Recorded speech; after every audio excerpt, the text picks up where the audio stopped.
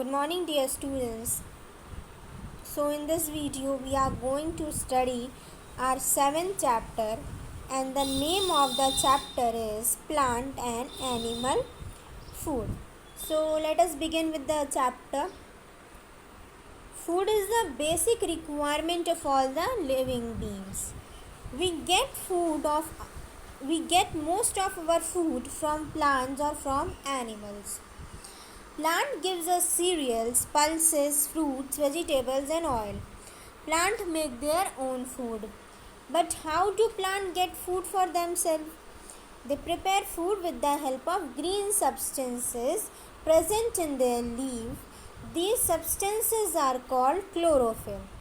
So basically first para में आपको क्या बताया गया? फर्स्ट पैरा में आपको ये बताया गया है कि जो फूड है वो किसी भी लिविंग ऑर्गेनिज्म की बेसिक रिक्वायरमेंट है। चाहे आप प्लांट्स की बात कर लो, चाहे आप एनिमल्स की बात कर लो, चाहे आप ह्यूमंस की बात कर लो, हम सबको अगर अलाइव रहना है, अगर अपनी लाइफ को सस्टेन करना है तो हमें किसकी रिक्वायरमेंट होगी? सबसे पहले हमें फूड की रिक्वायरमेंट होगी। अगर हम प्रॉपर फूड लेंगे, प्रॉपर न्यूट्रिशन लेंगे फूड से, तभी हम अपने डेली हाउस होल्ड के जितने भी वर्क हैं उसको पूरा कर पाएंगे। अंडरस्टूड? फॉर एग्ज़ाम्पल अगर आप लोग न्यूट्रिशियस फूड नहीं लेते हो, नहीं खाते हो, तो क्या आप लोग पढ़ पाओगे? क्या आप लोग उतना फोकस कर पाओगे अपनी स्टडीज़ पे? नहीं कर पाओगे, ऑब्वियसली नॉट। क्यों? क्योंकि आपके बॉडी में एनर्जी नहीं रहेगी। अगर हम फूड लेते हैं, खाते हैं, then only we get energy from the food. और अगर हम प्रॉपर फूड नहीं ले रहे हैं, प्रॉपर न्यूट्रिशियस फूड नहीं ले रहे हैं, तो हमारे बॉडी में एनर्जी नहीं रहेगी, और जिस वजह से हमारे जितने भी जो भी वर्क हैं वो सब कंप्लीट नहीं हो पाएंगे, और हम अपनी proper day to day life में नॉर्मली उसमें नहीं हम एडजस्ट कर पाएंगे। अंडरस्टूड?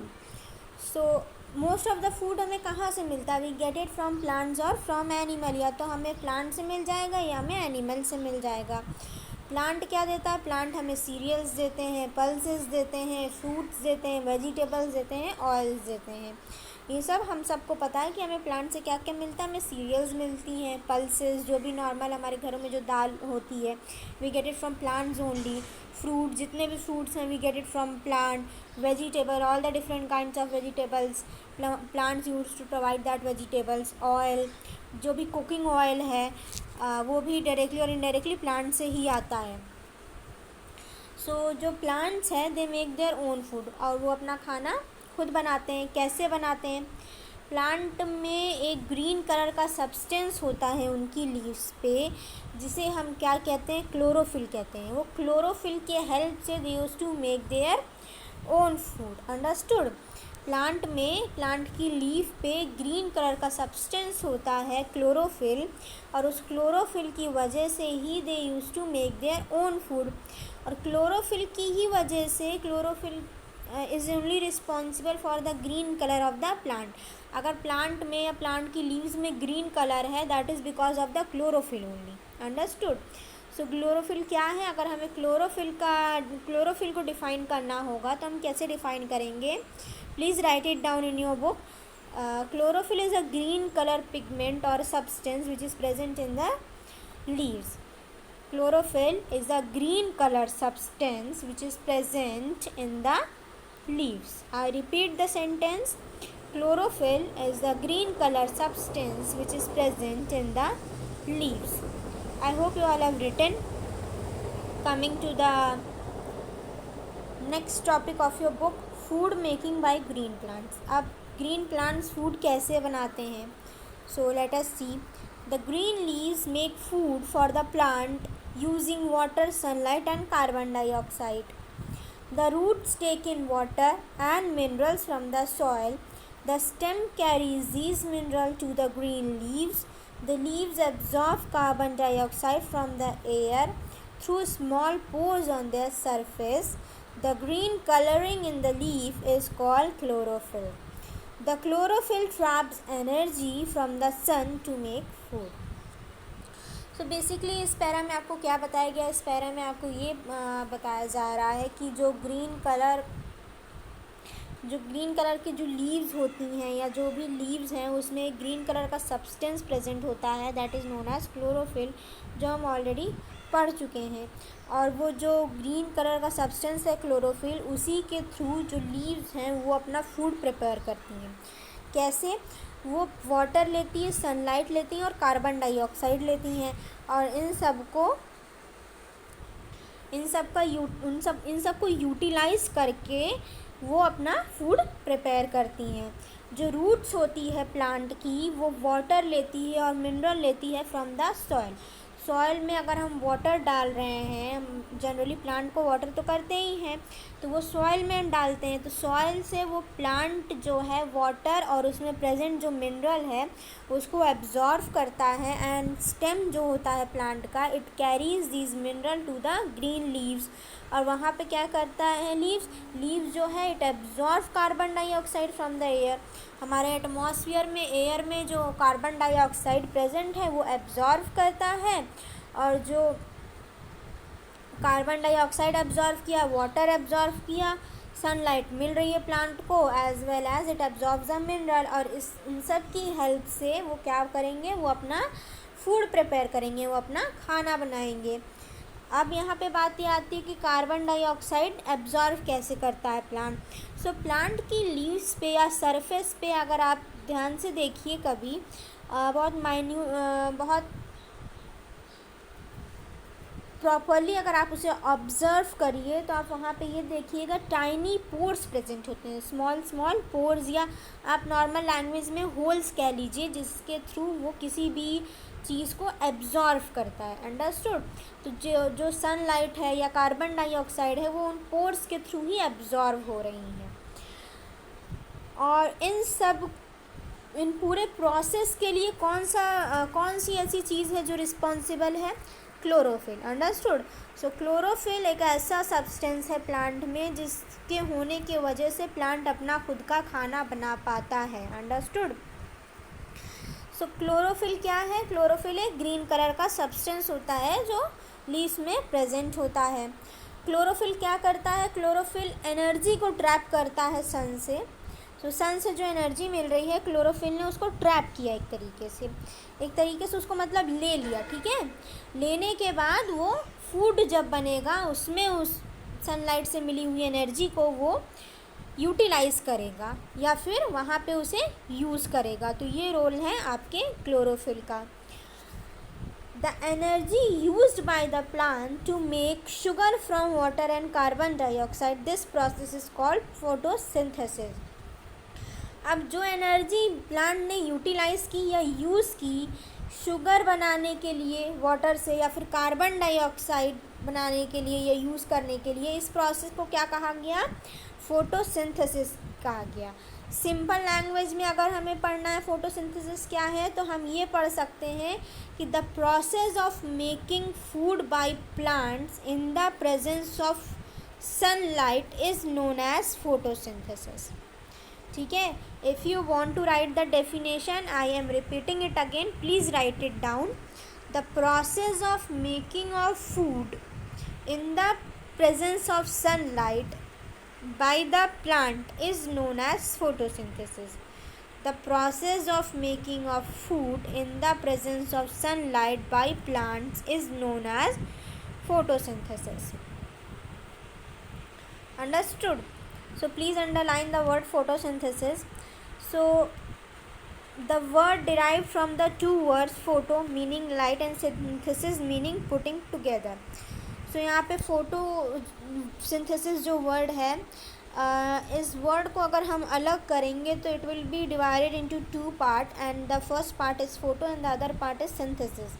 तो फोटो का मीन क्या होगा? फोटो की मीनिंग है लाइट, सिंथेसिस की मीनिंग क्या है? पुटिंग टुगेदर, टू किसी भी चीज़ को साथ रखना, इसका मतलब होता है उसकी सिंथेसिस होना। Clear? So this sugar is later changed into starch and stored in different parts of the plant. अब जो ये शुगर बना ये किस में चेंज होगा?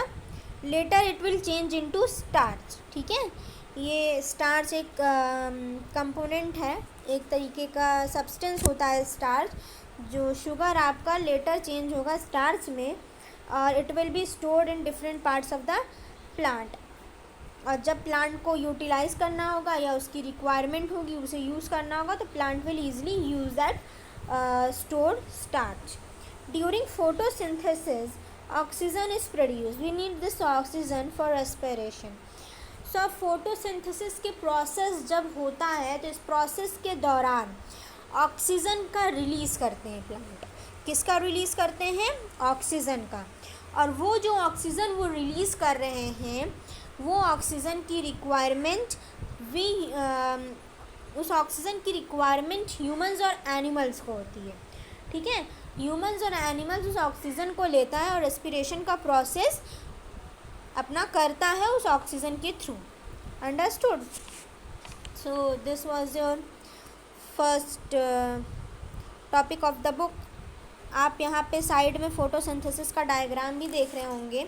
सो डायग्राम में आप देखिए क्या हो रहा है कि एक प्लांट है, उसमें सन से सन रेज आ रही है और सन रेज से वो एनर्जी ट्रैप हो रही है। उसमें ऑक्सीजन कार्बन डाइऑक्साइड प्लांट ले रहा है, ऑक्सीजन रिलीज़ कर रहा है और नीचे जो वाटर प्लस मिनरल्स आपको दिखाया गया है तो ये सब कंबाइनली क्या होगा, ये आपका फोटोसिंथेसिस का प्रोसेस है। अंडरस्टूड?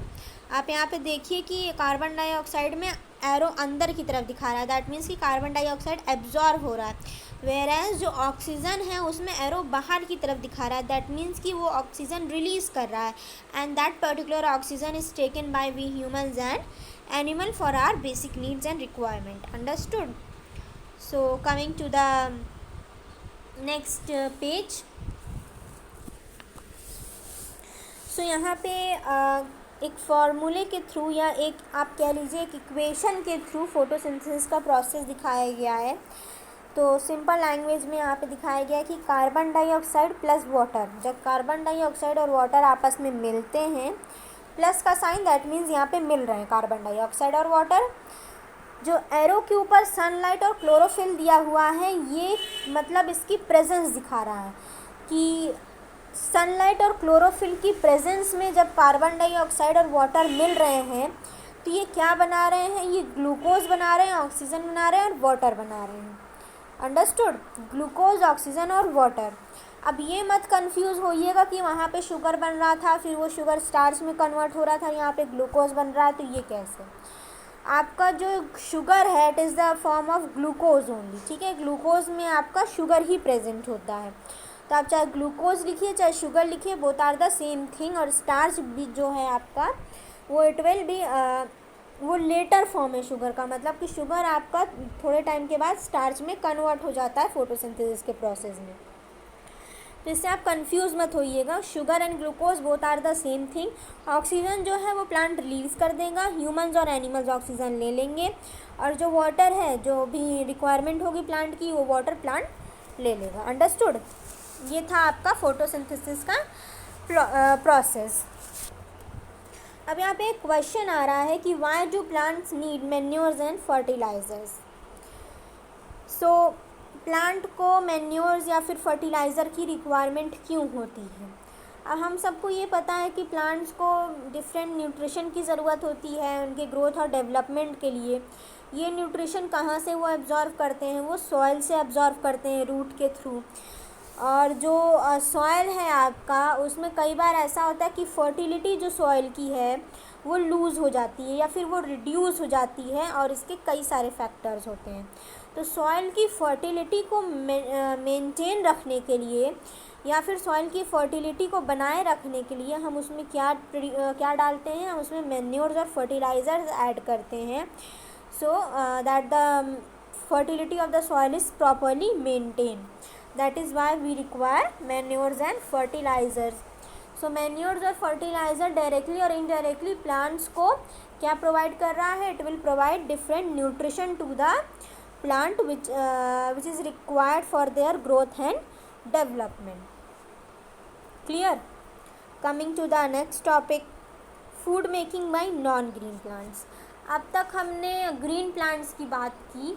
ग्रीन प्लांट में फूड बन रहा है फोटोसिंथेसिस के प्रोसेस के through in the presence of chlorophyll and sunlight. ठीक है, क्लोरोफिल एक ऐसा सब्सटेंस है जो जिसकी वजह से प्लांट में ग्रीन कलर होता है, और अब वही क्लोरोफिल की वजह से उनका फोटोसिंथेसिस का प्रोसेस होता है जिससे उनको फूड मिलता है।